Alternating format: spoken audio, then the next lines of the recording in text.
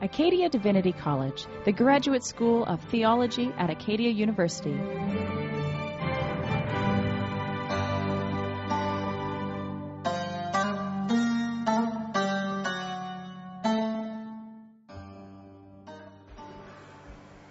In 1980, a group of construction workers stumbled across an ancient tomb in Jerusalem. This tomb held 10 ossuaries, or what we call bone boxes. For over 2 decades, this discovery, known as the Talbot Tomb, actually raised very little interest. Recently, however, a documentary has garnered much media attention as it's raised the claim that this tomb actually held the remains of Jesus Christ and his family. Now the world is asking, do we really have the DNA of Jesus? Did Jesus really rise from the dead? I sat down with Dr. Craig Evans, Distinguished Professor of New Testament Studies at Acadia Divinity College, to ask him about these sensational claims. Dr. Evans, recently a controversial documentary has been released, and it makes some pretty strong claims about a tomb that was found near Jerusalem. Can you tell us the name of that tomb? Where it was found? Yes. This tomb, we all heard about it in the documentary by James Cameron and Simcha Yakubovich. This tomb was discovered in 1980 in an area south of Jerusalem called East Talbot. Well, we all knew about it. It was found accidentally in 1980 by a construction crew. It was very hastily excavated in March of 1980. 1 year later, a brief report of the discovery was published in Hebrew. And then 15 years later, in 1996, a longer report was published in English. And the BBC did a brief documentary about it as well. And that's what we call the Talbot Tomb, and that's what this new documentary is all about, suggesting that it's the tomb of Jesus and his family. What are some of the claims that this documentary is making about the tomb? Well, the documentary makes many claims. It suggests, first of all, that it actually has found the ossuary, the bone box, in which Jesus' bones were eventually gathered and placed. They think they actually found the ossuary that contained the bones of Jesus of Nazareth. And why do they think that? Why do they feel that they have found that? Well, they think that because they have a name on this ossuary that says Yeshua bar Yehosef, which means Jesus, son of Joseph.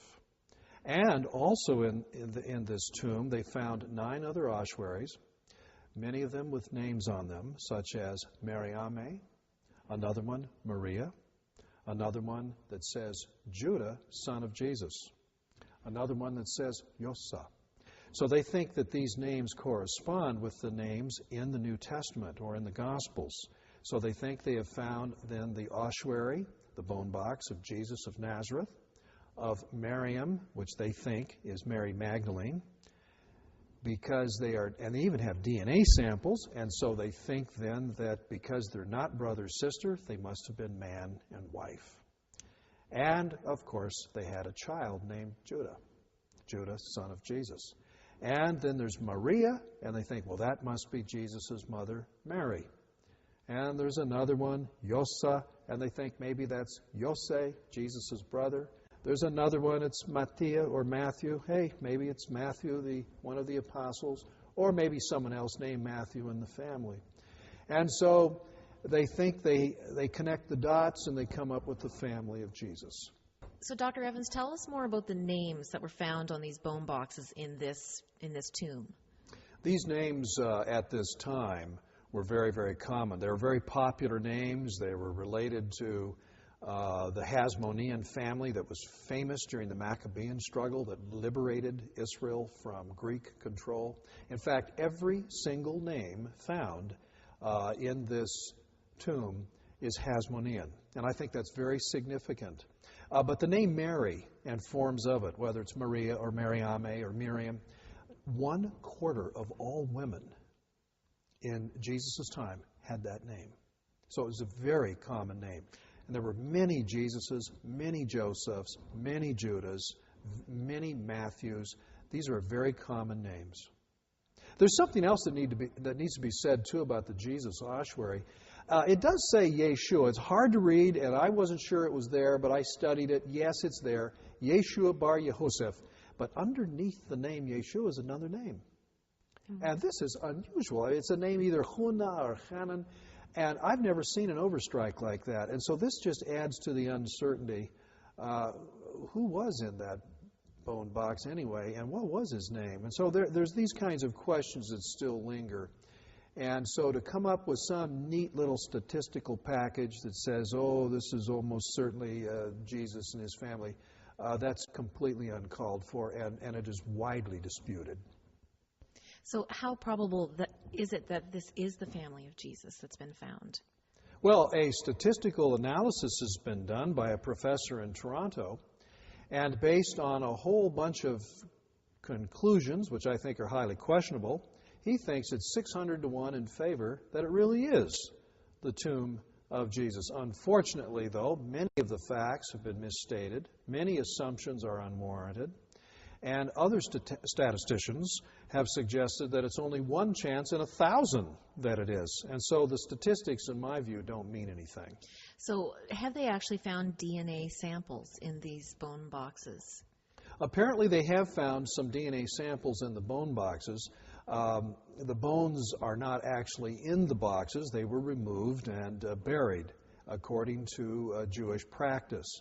But there was some DNA residue apparently in the bottoms of a couple of the ossuaries that had not been carefully cleaned out. And so apparently some DNA, at least partial DNA, has been recovered from the Jesus, son of Joseph box and from the Mariame box. Having said all this and knowing this information, what do biblical scholars of today think of this claim, these claims in this documentary? Is it possible that this is the DNA of Jesus and his family? I don't know of any serious, recognized biblical scholar or archaeologist, Jewish, Christian, or whatever, who thinks for one moment that this really is the tomb of Jesus and his family. And they give a lot of good reasons why they doubt that. And so what are some of those reasons? Well, first of all, there is no evidence whatsoever that Mary Magdalene was called Mariame by anybody in the first century. Secondly, there's no evidence whatsoever that Jesus had a wife, Mary Magdalene or anyone else, or had children. There'd have been no reason, if he had, no reason to keep that a secret. The other problem, too, is the nature of the tomb. It's an expensive tomb. It's the tomb that's in the area where other ruling priests, even Caiaphas, has been found. And so archaeologists think that it was an aristocratic Jerusalem family that was buried there, possibly with priestly connections. They find it highly unlikely that this would be the family tomb of Jesus of Nazareth, which is up north in Galilee, and the rest of his family. Why would Galileans, why would people from Nazareth be buried south of Jerusalem? So it strikes many as very implausible. In the documentary, they think they've found a Christian symbol over the entranceway into the tomb. What do you make of that? Yes, that's a very interesting point. There is a pointed gable with a circle beneath it over the entrance to the Talbot Tomb. And it is suggested in the documentary that this was an early Jewish Christian symbol. They couldn't be more wrong. This symbol is found on Jewish coins that predate Jesus' ministry, found on coins that are even earlier than that, coins produced by Philip, Herod the Great's son. We find this imagery on other Jewish bone boxes or ossuaries, and artwork relating to the funeral, even in artwork in synagogues. It is a symbol of the temple. And so the gable, pointed gable with the circle or rosette beneath it is a Jewish symbol that's widespread, alluding to the temple. It has nothing to do with an early Jewish Christian movement that's trying to give a secret sign or something like that.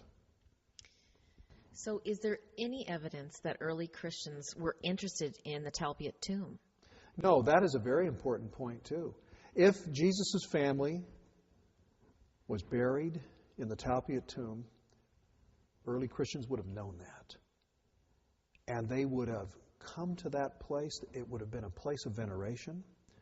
It might have become a sanctuary or a shrine. There would be graffiti. Now, I say this because that's exactly what Christians did with Peter's house at Capernaum. That's what Christians did at the place we now call the Church of the Holy Sepulchre. Any place Jesus was known to have been, such as where he died, where his body was buried very briefly, where he taught at Peter's house, places like that were well known and remembered became places of pilgrimage and veneration. And there's archaeological evidence and historical evidence for that too.